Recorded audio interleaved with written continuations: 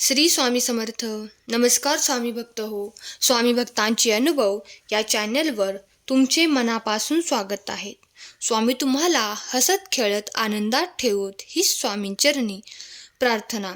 आज मी तुम्हाला स्वामी सेवेकरी दादांना आलेला अनुभव त्यांच्या शब्दात सांगणार आहे.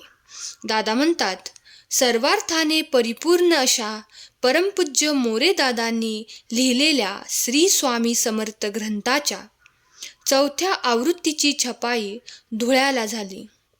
ग्रंथाचे प्रकाशन गुरुपौर्णिमेच्या सुमुहूर्तावर करण्याचे ठरविले होते. त्यासाठी ग्रंथाच्या 1001 प्रती घेऊन मी आणि काही सेवेकरी एका खाजगी वाहनातून आदल्या दिवशी संध्याकाळी 6:30 वाजता धुळ्याहून दिंडोरीला जाण्यासाठी निघालो होतो. दादा म्हणतात, जाताना तेथील 1-2 सेवेकऱ्यांनी आमच्याकडे गाडीत येण्याबद्दल विचारले, पण आम्ही त्यांना नाही म्हणून सांगितले. मालेगाव मार्गे कळवणला आलो. रात्री 9 ते 9:30 वाजले असावेत. दिंडोरीला पोचण्यास 10:30 वाजतील व तेथे गेल्यावर सद्गुरू परमपूज्य दादा जेवणाबद्दल विचारतील.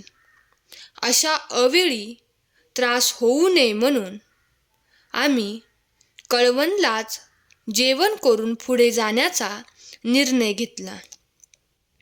पुढे दादा म्हणतात, गाडी उभी करून एका भेळच्या दुकानात शिरतो.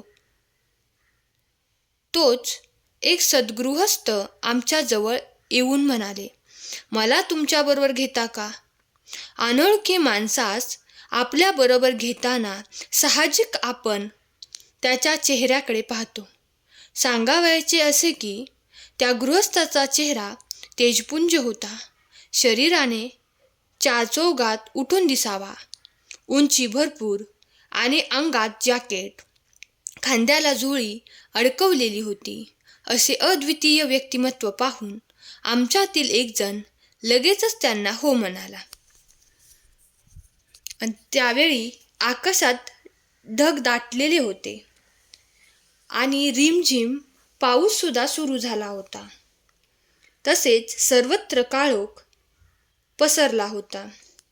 इतक्या रात्री कोठे जाणार म्हणून मी त्यांना विचारले. तेव्हा ते म्हणाले, उद्या गुरुपौर्णिमा आहे. मी सप्तशृंगी गडावर झेंडा लावण्यासाठी जात आहे. त्यांना मी अनेक प्रश्न विचारले. आपण कोठून आलात? इतक्या अवेळी गडावर कसे जाणार? तेव्हा त्यांनी सांगितले, गडावर जाण्यासाठी मला बिलकुल वेळ लागत नाही. इकडे आम्ही नाश्ता करेपर्यंत त्यांनी शेजारील टपरीजवळील हॉटेलमध्ये स्वतः जातीने उभे राहून चहाची भांडी घासावयास लावली व 5 कप चहा करून घेतला आणि स्वच्छ कपातून आम्ही 4 ते 5 जण चहा प्यायलो. ते गृहस्थ खिशात झोळीत चाचपटू लागले, पण पैसे काही नव्हते. म्हणून चहाचे बिल आम्हीच दिले. त्यानंतर गाडीत बसून गाडी सुरू होताच ते आम्हाला म्हणाले, जय गुरुदेव दत्त, आणि गुरुचरित्रातील गुरु आणि शिष्य या संबंधी असलेल्या ओव्या पटापट म्हणू लागले. विशेषतः शिष्य कसा असावा याबद्दल ते बरेच बोलले. मी त्यांना मध्येच म्हणालो, अशा रात्री इतक्या मोठ्या गडावर जो चढण्यासाठी 1.5 तास वेळ लागतो, अशा गडावर जात आहात, त्याबद्दल आश्चर्य वाटते. तेव्हा ते म्हणाले, हा गड तर काहीच नाही, आपला गिरनार केवढा आहे. आणि शेवटी म्हणाले, सबसे बडा गुरु है, गुरु से सबसे बड़ा गुरु है, गुरु से बड़ा गुरु का ध्यास है. हे वाक्य म्हणून गाडीतून उतरून गेले आणि आम्ही त्यांच्याकडे पाहतच राहिलो. दुसऱ्या दिवशी जेव्हा ग्रंथाचे प्रकाशन झाले आणि 10:30 वाजता आरती झाली, त्यानंतर सद्गुरू परमपूज्य मोरे दादांनी गुरुपौर्णिमेचा महिमा सांगितला. तेव्हा उपस्थित असलेले अनेक जण म्हणाले, दादा महाराजांसारखे दिसतात. परमपूज्य दादांनी मार्गदर्शन केल्यावर शेवटी एक गुरुमंत्र दिला. तो गुरुमंत्र असा होता, सबसे बड़ा गुरु है, गुरु से बड़ा गुरु का ध्यास है. मग मात्र मी व एक सेवेकरी विचार करू लागलो. सबसे बड़ा गुरु इथपर्यंत आपणास माहीत होते, पण गुरु से बढ़कर गुरु का ध्यास माहीत नव्हते. आणि ते रात्री भेटलेले गृहस्थही हेच म्हणाले होते. वास्तविक देवीला जाणारा माणूस जय गुरुदेव दत्त कशाला म्हणेल?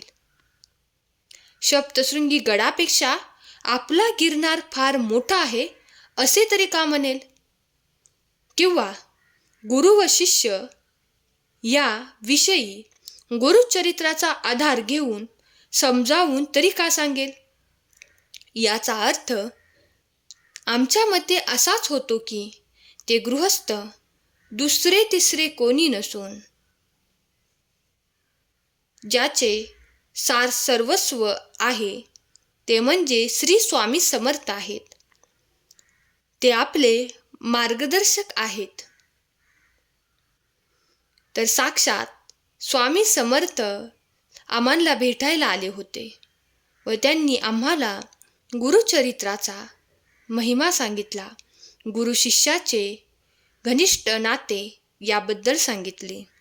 तर हा अनुभव खूपच सुंदर आणि कधीही न विसरणारा आहे. मी स्वामींचा खूप खूप ऋणी आहे. श्री स्वामी समर्थ. तर स्वामी भक्त हो, आजच्या स्वामी सेवेकरी दादांचा अनुभव आवडला असल्यास अनुभवास लाईक करा आणि कमेंट बॉक्समध्ये श्री स्वामी समर्थ, जय जय स्वामी समर्थ लिहायला विसरू नका. धन्यवाद.